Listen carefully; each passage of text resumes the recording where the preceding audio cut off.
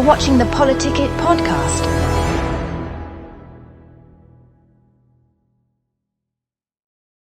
Good evening. Welcome to PoliticIt podcast. I'm Senator John Johnson, and we've got Nathan Edmondson with us today. Nathan, nice to have you. Nathan, you do strategic communications, and you get into politics, but you have a fascinating background. Let's talk just a little bit about you first. Why don't you tell people, kind of where you grew up, what your background is, where you went to school, where you studied? Sure, John. Thanks for having me. I am originally from Augusta, Georgia. My parents still live there, so I grew up in the South. So despite being in Utah and having lived in California and everywhere else, I'm still a Georgia boy at some level. I love the South. I can't say that I'm a big fan of Georgia, but no, simply I was a professor at Ole Miss, so I lived in the South for a long time. I didn't know that. So my dad was until I was 5 or 6, he was a professor at UGA. Oh, at UGA. And then he okay. went to Milledgeville. Yeah. And so growing up, half my childhood was on college campuses. But my whole family's a UGA family. I never really embraced the Bulldogs, but I did spend 5 years of my life through there. I actually went to Mercer, so I stayed in Georgia. At Mercer. Yeah, and during that time, as we were talking about it, I studied art overseas. I studied the Louvre, amongst other places. So I think we can off-camera plan another heist. Yeah. Since these guys did. Well, that was kind of interesting. What was your thoughts on that? I mean, having studied there, I mean, you're very familiar with it. I don't know that I'm familiar with how to breach the security. Yeah. I think it was surprising how easy it was to get away with this.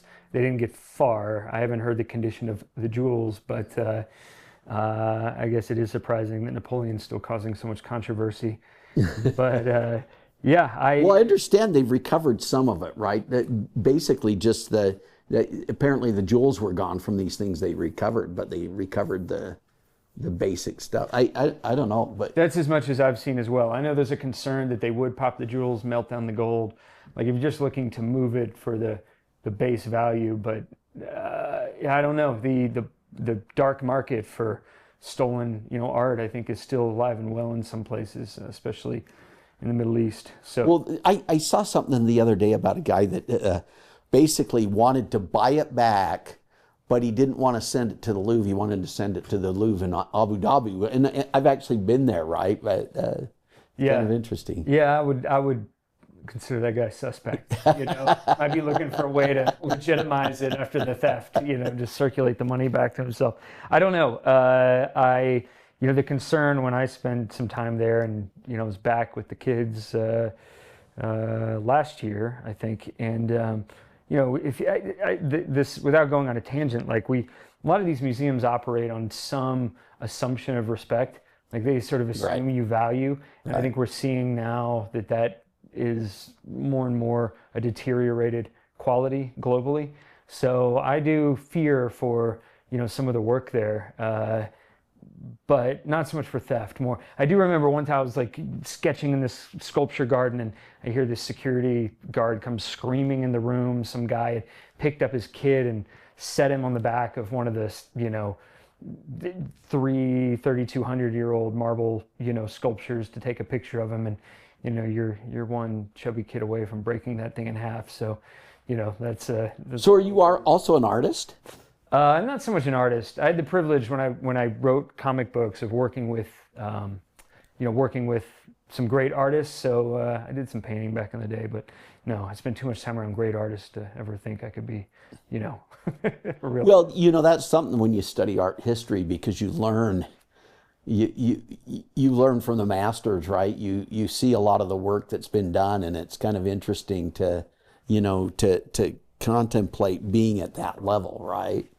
Yeah, and also that's a lifetime. It's beyond a lifetime commitment, because you need to, the greats mentored or were mentored by, a lifetime great artist. It's so in addition to talent, it's a dedication that just an area I've never tried to even pretend to compete, but I appreciate art greatly. I know you do as well. Yeah. Your office is extremely well curated. I haven't been to the house, but you showed me pictures. So I did actually. I'm very excited for this. I just bought, I think, 8 pieces from a girl in Damascus.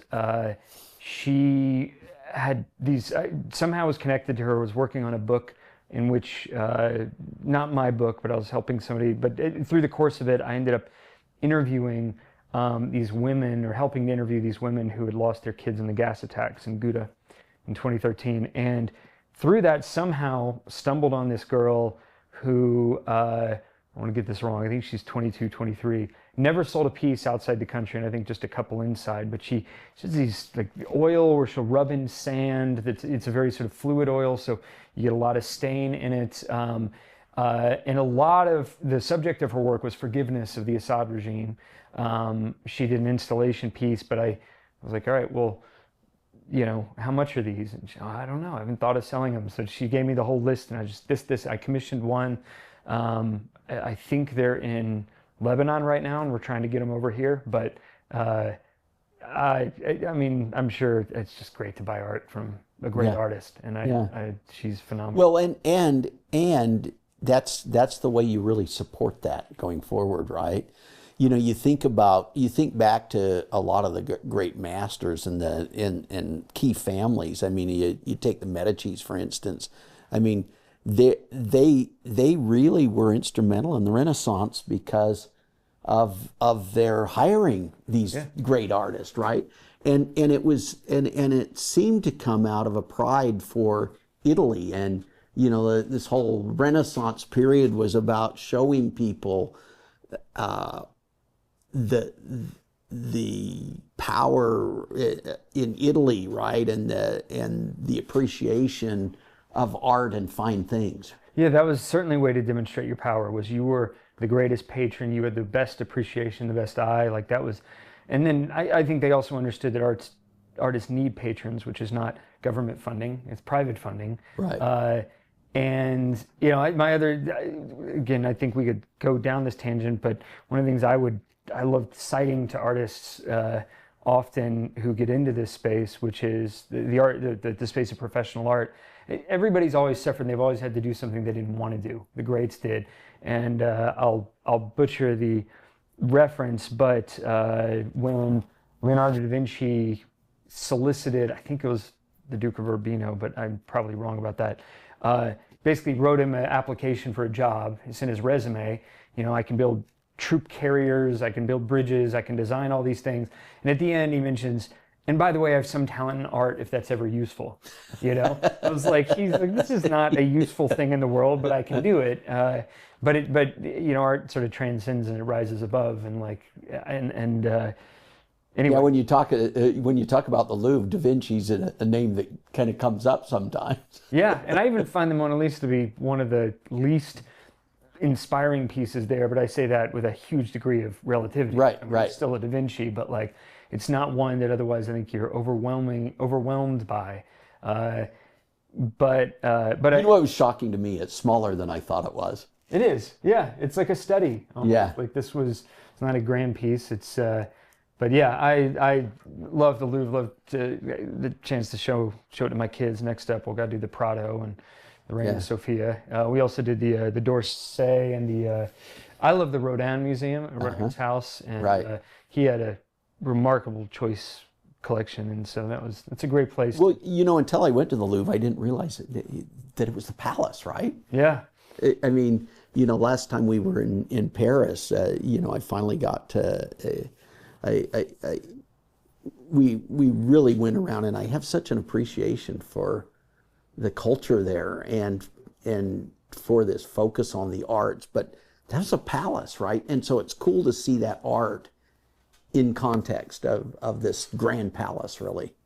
Yeah, the presentation matters, and the protection too. So hopefully they can, they can Well, up the security. last time we were there, we visited Versailles, and actually the rebuild of Notre Dame too. But a fascinating place. But let's talk a little bit about your book, though, because I really want to get to that. Sure. Yeah, and what you've been doing there, and how you pivoted from this art world into into this strategic communication and politics and other Yeah, I think, I mean, the consistent thing is like a nexus of business and narrative. What attracted me to art history as one of my degrees was it's everything, and it's wrapped in aesthetic. It's political science, it's history, it's it's just the liberal arts, but it's attractive. And so while it didn't necessarily represent an immediate practical application to any kind of like enterprise, where it did support me moving forward is as I worked in some capacity in Washington, D.C., and then worked in writing comic books and books and working in film and television, and then work I did overseas in Africa. The consistent thing was everything was telling a story, but it's also understanding your audience, knowing how to craft a narrative that people wanted to consume and were, convinced by. And so all of that, like, there's a number of writers who said, like, if you're stuck in a story, go paint a picture. Even if you're not good, it approaches all of the same tenets that must be addressed in a compelling narrative, but from a completely different direction. So I think that if there is some thread in sort of the endeavors I've been involved in, that's probably it. But that also might be a little, be a little generous to me. Well, I want to pursue this a little bit more, but we're going to take a break and we'll come right back. Sure. Okay. Tired of media bias? Frustrated by political noise? PoliticIt.com cuts through the clutter, giving you real facts, clear analysis, and unbiased insight on the issues that matter most. Stay informed, stay empowered. Whether it's elections, policy changes, or breaking news, we've got you covered. No spin, no agendas, just truth you can trust. Visit PoliticIt.com today, because informed citizens shape the future. PoliticIt.com, where politics meets clarity. Welcome back to PoliticIt. We're here with Nathan Edmondson, and fascinating conversation and offline there. I want to get to your book. Let's talk a little bit about what you've done. Sure. Well, in this recent book, we actually just did some signings in Utah. It's called Buffaloes. It was with Creed Bratton, The Office star. He phenomenal collaborator, great guy, great friend, great comedian. Great musician, actually. I think I get. Yeah, and you play a little bit because you were playing right before we started. I was fascinated with that. Yeah, well, it's smart to keep lobbies. A little acoustic guitar there, and yeah, guitars in the green room. Yeah, occupied. It's a book. I've worked in a few genres. This is my second Western, but it's my first Western novel, and it's a historical fiction about a member of the Buffalo Soldiers, the 10th Regiment, who ends up fighting the Cheyenne, or sent to fight the Cheyenne, and then ends up crossing over because it's one of the lines that struck me when we started discussing this was that the Buffalo Soldiers found more respect from their enemy than they did their command, and that's a fascinating battlefield dynamic. So we put together a book. It's a bit of a thriller, an action thriller, and we're right now, Creed and I are working on a second Western. We did actually a private reading with a little who's who in Utah of like the first chapter of it, so we're pretty stoked. I got a few that's others cool. in the works. Yeah. So how did that collaboration come about?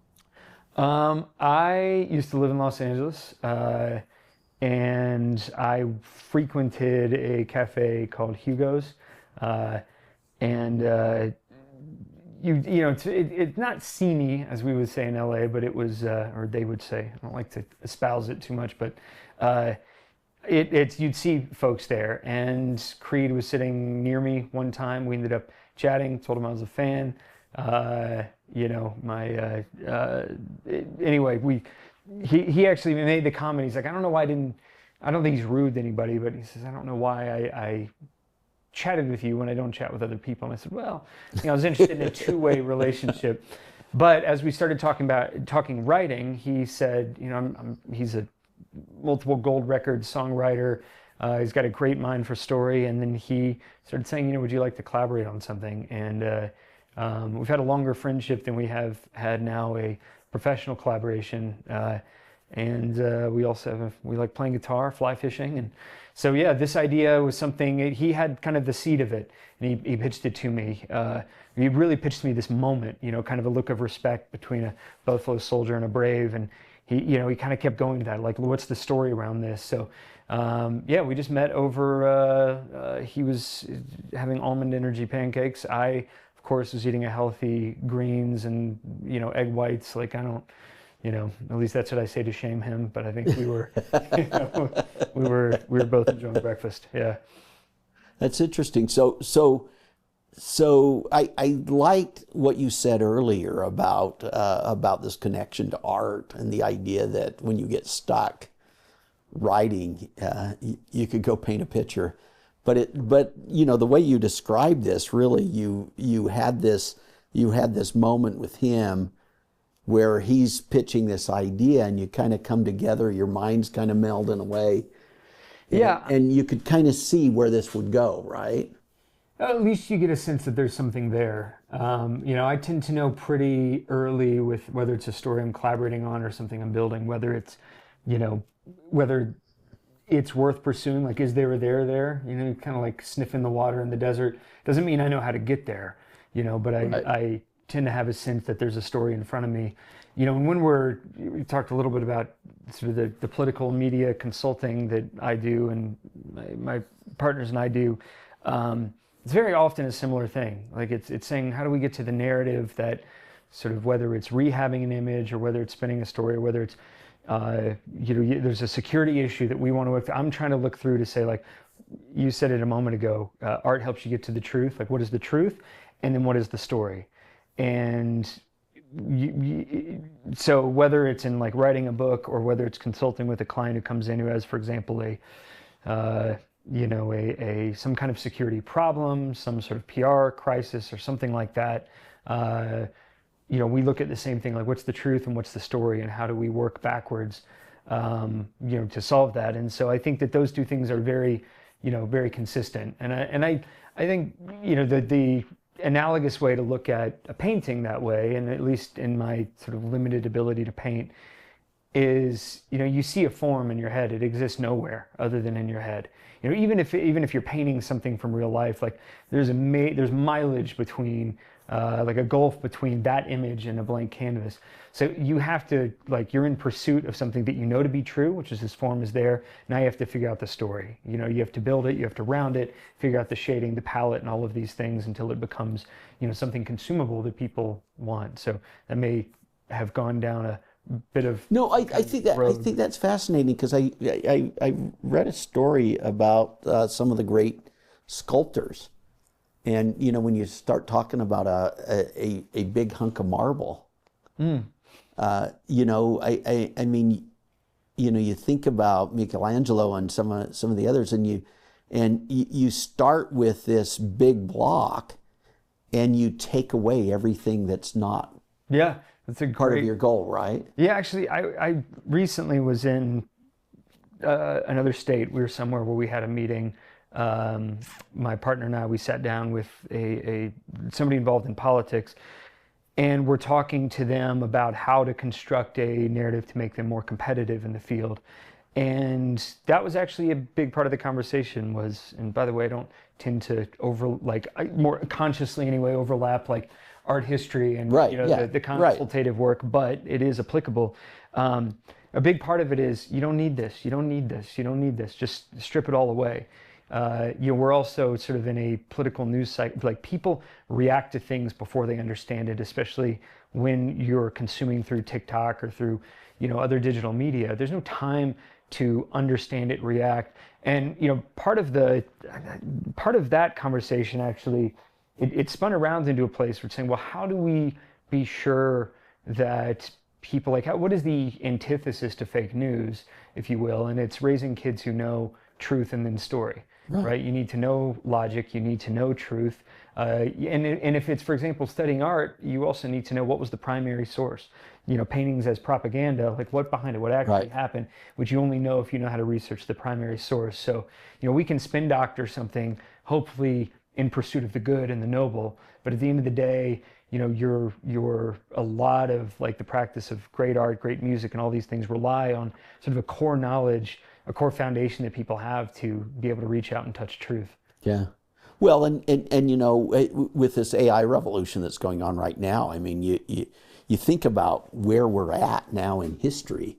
I think back to the Renaissance and other things, but right now, this moment in history, we're entering probably the greatest period of productivity in history because of these new tools and everything else. But when you think about what humans do well versus what these machines are really capable of, you have to come back to these fundamental truths, right? Yeah. And this idea that we have thought, right? Whereas these machines are just reflecting on what has been. Yeah.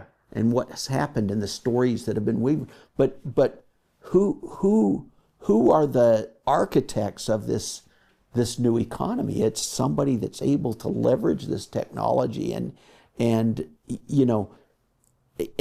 takes someone that can think, right? Yeah. And what does that really mean to think? And you're talking about whether you're talking about communications that you do. I just think we're in a fascinating period, but so much of what you said, I think, is so apropos to the way we need to think about this new. Yeah, I mean, you kind of hope. I think my speculation, and I don't really know which side, but you look at like, a Juicy Smollett story, right, where some people look at that when it comes across, it just doesn't make any sense. And other people say, well, no, surely it makes sense because I need it to make sense. And, over time, I think in that case, the truth sort of won out, but not necessarily to any good effect. Like, that is to say, was the damage already done? Did this affect? And that to me is a bit of a bellwether on like, when we work in propaganda and influence, part of what we're trying to do is convince people of something. And again, like our job is to say, are you in pursuit of the good? And are you convincing them of something true and meaningful? But when you have a massive, high, a machine that is well invested in, meant to do it for reasons that are not good and that are not oriented around truth, that bellwether like hope that you have is like, well, the truth wins out, right? That people just say, yeah, at the end of the day, it just isn't correct. But I think increasingly that's a gamble. And yeah, I think the economy of it, like economies can't be built on something ultimately untenable. Like there has to be, some kind of superstructure. Like in other words, you can't just have paper money. You have to have either the faith in the government that's writing that note, or you have to have actually a mineral, for example, backed currency. Right. So, or an elemental backed currency. So ultimately it can't just be on nothing. Like we will see collapse.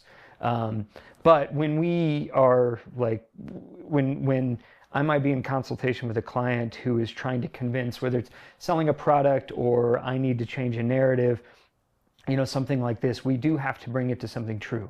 Like our principle when we're doing consultative work is like, we can't just create a non-truth, but we can deal with people's perception of that, and then we can go and create the news or create the circumstances to do that. And the joke is like, this is what the news has been doing for decades. It is a refined science in the same way that Hollywood has a refined science, for better or worse, but a refined science to tell a consumable story. The news has all of the machination of that. And it is science as much as it is art, and certainly industry. But the point being that we have to figure out without how to navigate the rules of the game as set by those machines that are decades, if not more than decades old, in order to serve, a client that may come around. And it may be promoting a book. It may be a scandal that needs to be spun or hidden, or it may just be, I need to promote my campaign and this person needs to be exposed for what they are and I need to be elevated. So suppression, amplification, whatever it may be. But if you're not doing it around something true, then from our perspective, it's pointless. But once in a while you are sort of humbled, for lack of a better word, to say, but that's not, to God, there was some Nobel Prize winning scientist who had this great quote, and he just said, "You're not even wrong." It's like it's not even not true. It's there's nothing there, and I think that is like the sort of edge of the edge of the world, in this sort of flat Earth theory of the this AI driven digital future. Right. Well, I think one of the reasons I brought that up is you had talked a little bit about some work you'd done countering some of the Chinese propaganda that come out, and I just think about the approach from the West, right? And you think about this whole critical theory movement, and really a neo-Marxist Hegelian type background, and what I think is really important is how do we set ourselves up for success in countering what could be the very evil side of this that's happening, right? And I just I mean, we're in a major race right now with China. Yeah. With respect to this stuff, right? What are some of the stories that you could relate to us that you've worked at in terms of communication and countering some of this? Well,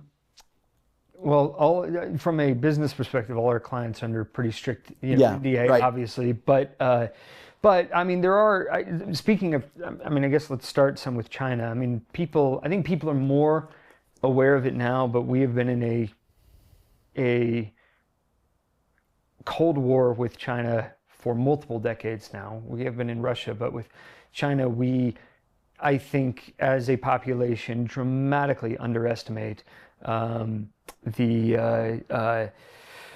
one, China's prowess and intentions, but also two, how much they have saturated every single aspect of what we interact with, on a daily level. So it's all affected, and the two questions are, what is the goal? And that's often, if you slow down enough, it's often obvious.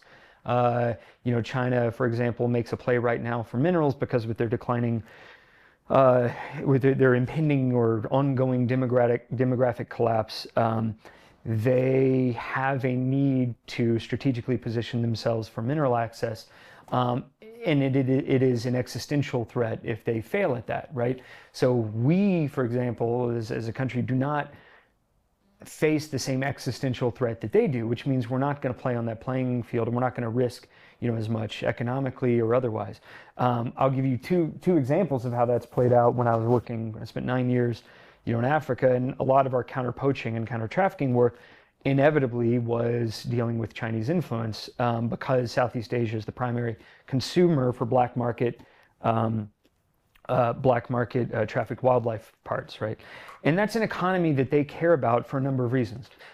One of the reasons is the more invested they are from a black market perspective, the more corrupt that country is, which means the more it's in their pocket, which means the more command and control, they have. So there's a control element. There's also an economic element. They create dependency, on themselves economically. Their access to their criminal databases, all kinds of things. So I was in an area one time where there was a wildlife reserve, and you go to the hotel, and there's Chinese nationals, dining in the hotel, and you start asking around, like, what are they doing here in the middle of, it was a flight and a 12-hour drive in the middle of nothing, nowhere. And what they are specifically there to do is promote influence work amongst tribal leaders and tribal participants, so that they will give up the land rights, so that they're no longer in wildlife management, and now can be mined by China for minerals, right? So they don't go and try to do it overtly. They don't try to go and buy out. They don't go to the news and make the case. They go right to the decision makers on the ground to try to make that case, and that's that's a game that nobody else is playing. The only thing we're trying to raise, not us, but the entity that was protecting those lands, is we go to donors, we raise our money, we show them pictures of animals, we do all the things. China is saying, we're going to cut all the way around that, and ultimately our goal is to rape and destroy this land. But again, because they have this need, they cannot lose. They cannot afford to lose access to those lands. I was the first person, we were the first organization to deploy Starlinks around Africa, and I got on very much the wrong side of some international entities, and the major reason was not, Elon says that Starlinks are not available and legal in certain countries because, and this is what the country says, these countries say publicly, because of BEE, or the politics of giving black ownership to businesses in those countries, specifically South Africa, but some others as well. But the real reason is, and this is quite well documented now, China is rolling out, they call solar sail or sail. I can't remember right now, but they are rolling out their competitor with Starlink, and so they need to maintain pressure because there's two marketplaces across the third world right now that China's competing in. One is data, and one is minerals. So data is the new frontier, just like discovering all these minerals in Africa 250 years ago was the colonial, fueled the colonialism of Europe. Now it's data access, so they want data monopoly, and Starlink threatens that. So those are two broad. Both of them are a narrative. This is about black ownership. This is about this is about a wildlife. But in both cases, PRC has a very specific intention that represents their prowess and command. At a more personal level, with candidates and people we speak to, the one that came up on our travels, I think 2 weeks ago, just as a small example was, there's always the line where somebody says, is this out there? Can we get this out there? And we'll say, well, I don't need to find it. I just need them to defend against it, right? From an opposition research perspective. But in this case, the narrative we were looking at was somebody was attacking somebody else. And the request was, can we go and find who is doing all this nefarious activity? And we were able to find that, and they said, great, now can you take it down? And our recommendation was, no, don't take it down. Just make the story about the other side is so desperate to bring you down that they are using all of these investments in ninja techniques and derogatory, content attacks. So, again, what's the narrative that best serves the client? And in this case, it's and it's also economic. You can spend money getting us to take down websites and do all the things we do well, or that our contractors and associates do well, but that's not what you need here. What you need is to win, and to win, you just need to look like the stronger person, because people inevitably get behind the stronger party, and that's that truth narrative piece, right? Yeah, it's you follow the strongest member out of the cave, with the club to go fight the mastodon. You create transparency. Yeah. Put out the truth. Yep. And you're more likely to win that way. Or I just make sure journalists know where to find the truth. Right. I want to do as little heavy lifting as possible. We like to be sort of invisible. But yeah, I think, until talking with you, I don't think I maybe connected a lot of these dots in a conscious way again, but I think it is very interesting to try and weave, what is the core thing that I seem to adapt to in all these cases, and it is narrative. Right. Very good. Well, we're out of time. Okay. But any concluding remarks you have? I don't know that my remarks are worth concluding. That's about all I got. Well, I appreciate you coming in. Thanks, John. Yeah, Thanks Nathan, nice having you. Yeah. We'll see you guys next week.